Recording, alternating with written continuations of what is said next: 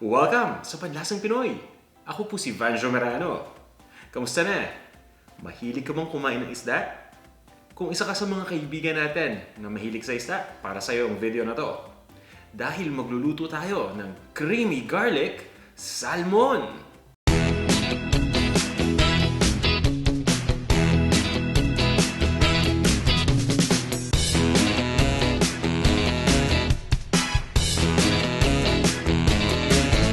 Ito yung mga ingredients na gagamitin natin para sa dish na to. Salmon fillet. Kailangan din natin dito ng tomato. Ito yung tinatawag na cherry tomato. Ng spinach. Ito naman yung sibuyas na hiniwa lang natin. At ng minced garlic o yung bawang na hiniwa ng malilit na peraso. Parmesan cheese. Kailangan din natin gumamit ng heavy whipping cream, ng white wine, ng butter, ng mantika, ng salt, at ng ground black pepper. At ito naman yung kumpletong listahan ng mga ingredients na yan. At sinama na natin yung sukat ng bawat isa.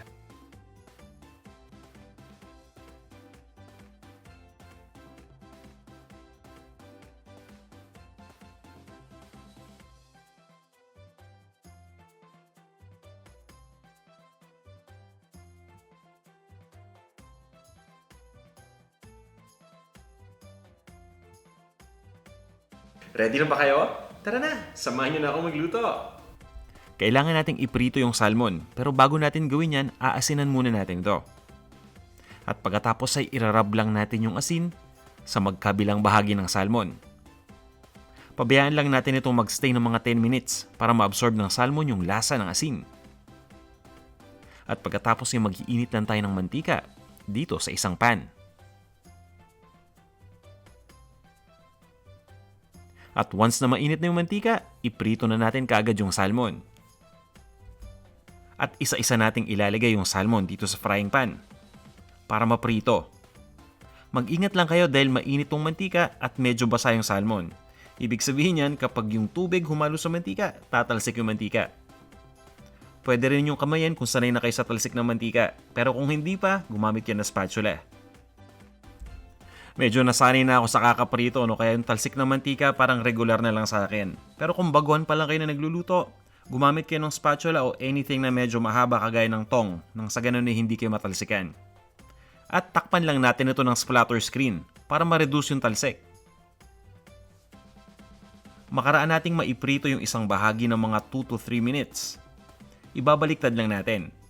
At itutuloy lang natin yung pagprito doon naman sa kabilang bahagi ng isda. Simple lang yung kailangan natin gawin. Kailangan lang natin na maiprito yung salmon. At kapag naprito na natin yung magkabilang bahagi nito, ay lalagay lang muna natin ito sa isang malinis na plato.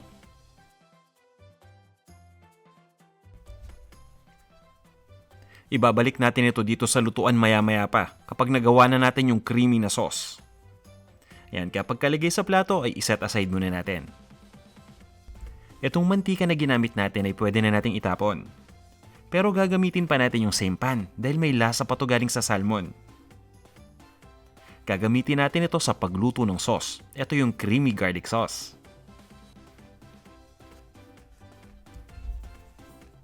Butter naman ang ating gagamitin instead ng mantika. Maglalagay lang tayo ng butter dito sa mainit na pan at pabayaan lang natin itong matunaw. At sa oras na tuluyan ng matunaw yung butter, igisa na natin dito yung sibuyas. Haluin lang natin.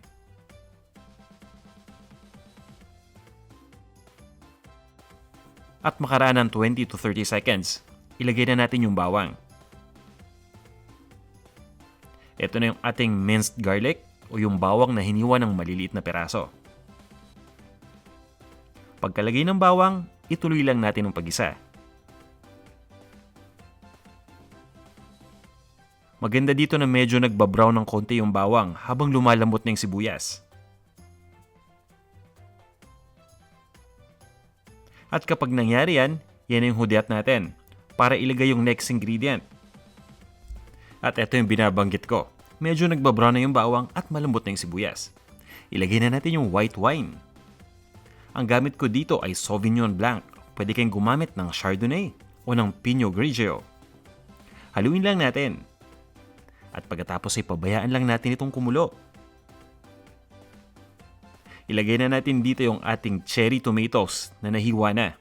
Pwede rin kayong gumamit ng grape tomato, basta yung matamis na klase na kamatis ang kailangan natin. Tatakpan lang natin itong ating lutuan. At pagkatapos ay itutuloy lang natin ang pagluto. Hanggang sa mag-reduce ng kalahati yung wine. At huwag kayong mag-alala ha, habang niluluto natin itong wine, nag-evaporate na yung alcohol. Kaya hindi na ito nakakalasing. Ang kagandahan dito, kapag nag-evaporate yung alcohol at nag-reduce yung wine, naiiwan na lang yung lasa nito na nagpapasarap dito sa ating dish. Ayan, ready na to. Haluin lang natin. At pagkatapos ay ilagay na natin yung ingredient na nakakatulong para maging creamy itong ating sauce. At ang tinutukoy ko ay ang heavy whipping cream. Ibuhos lang natin ito dito sa ating pan ng dahan-dahan. At pagkatapos ay hahaluin lang natin. Sa pagkakataon na to, hihinaan lang natin yung ating apoy. Isiset lang natin between low to medium. At pagkatapos ay ilagay na natin dito yung grated o shredded na Parmesan cheese.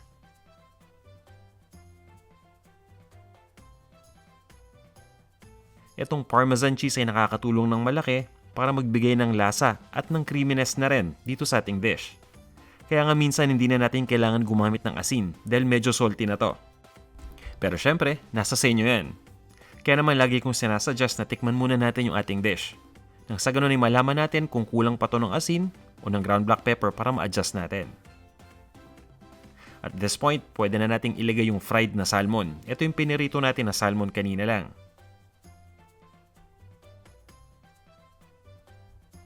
Mas lalo pang lalasa tong sauce.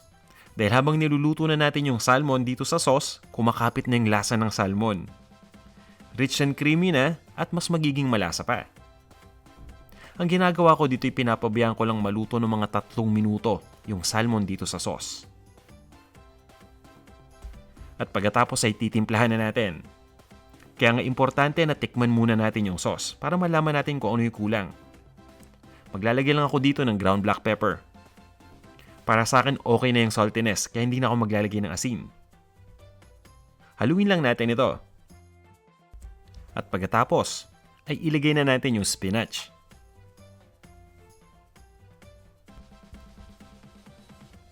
Ito na yung baby spinach. At para mas madaling mahalo itong spinach, tatakpan muna natin itong pan. Itong spinach kasi kapag naiinitan, lumiliit o nagsishrink. Kapag nag-shrink to, mas madaling ihalo.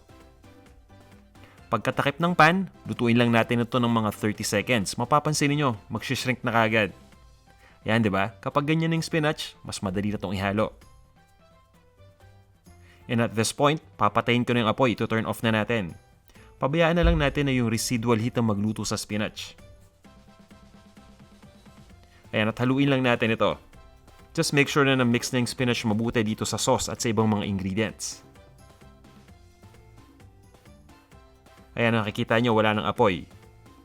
At pagkatapos na to, ilipat lang natin sa isang serving plate. Ready na to, i-serve na natin.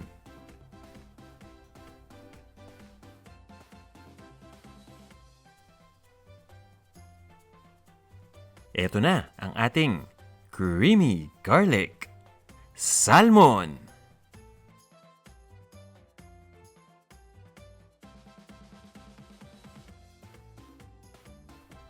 Kainan na! Tara, tikman na natin itong ating niluto na creamy garlic salmon. Sauce pa lang, ulam na ulam na. Doon muna tayo sa sauce. Lagyan natin ng spinach at ng kamatis. Yan. Ang sarap! Sobrang creamy at napakalasa. Yan, na-excite tuloy ako bigla. Gusto kong tikman kung may salmon. Kung anong magiging lasa. Yan, pinagsama-sama ko na lahat. Salmon, kamatis, at yung spinach. Gamitin pa natin ang sauce.